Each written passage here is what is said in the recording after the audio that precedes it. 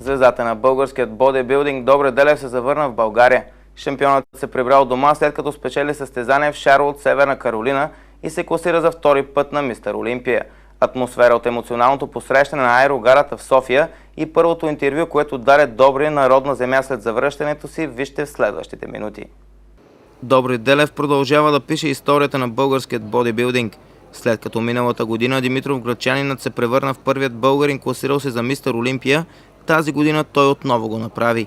През месец септември 2015 година Добри стъпи на сцената в Лас Вегас. След 2 месеца отново ще бъде там.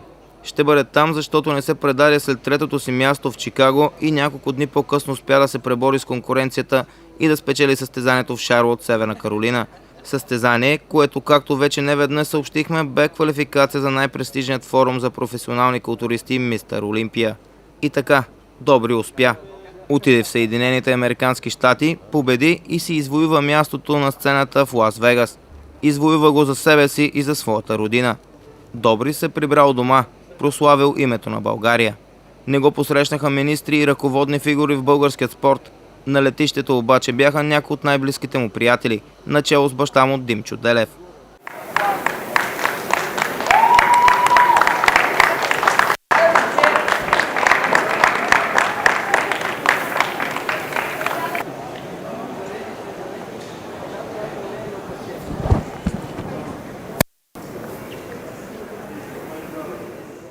С българският национален флаг, пита, плакати и различни други подаръци, близките хора на Добри приветстваха своя приятел и герой.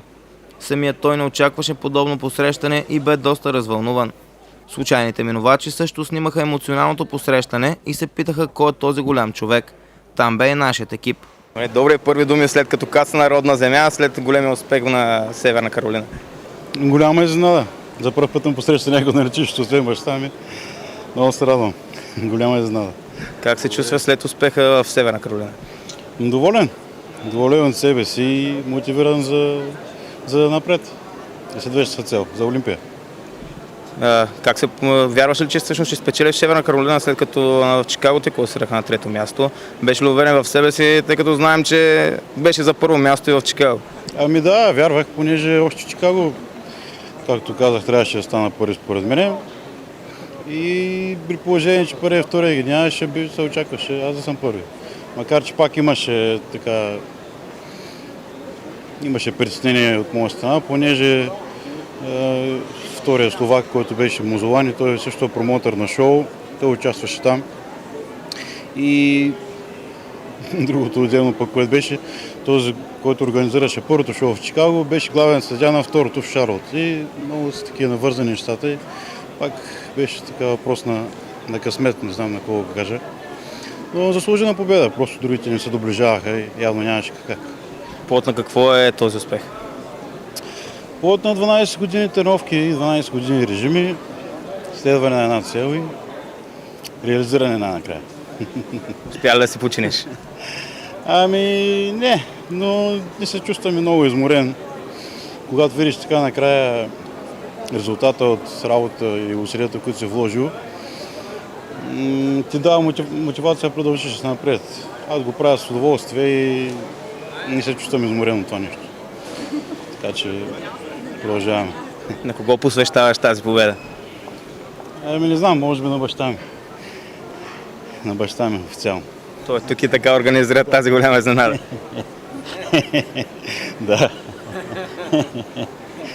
Сега до Лас Вегас, септември месец, какво предстои? Малко почивка в България и отново подготовка. Ами току-що проверих имейл, получих от треньора. Почивката ще е до четвъртък, значи още 2-3 дена. И започваме пак на ново всичко. До 16 септември трябва живот. Формата няма да развалям много, аз съм 10 кг отгоре. Но повечето е вода, така че за 4-5 дена предполагам, че ще изкараме пак водата. И така. И последно, какво очакваш за Мистер Олимпия? Вече са ясни едни от основните конкуренти. Кое място си поставяш? Наскоро беше казал топ 6. Ами да, реално като гледам конкуренцията, формата, която имах тази година, така предполагам, че не бях много изморен самата подготовка, предполагам, че ще мога да достигна пак пикова форма или ако не дори малко по-добра от тази, която бях. Така че ако излезна с малко по-добра форма от тази, която бях на предното състезание, мисля, че топ 6 е напълно реално.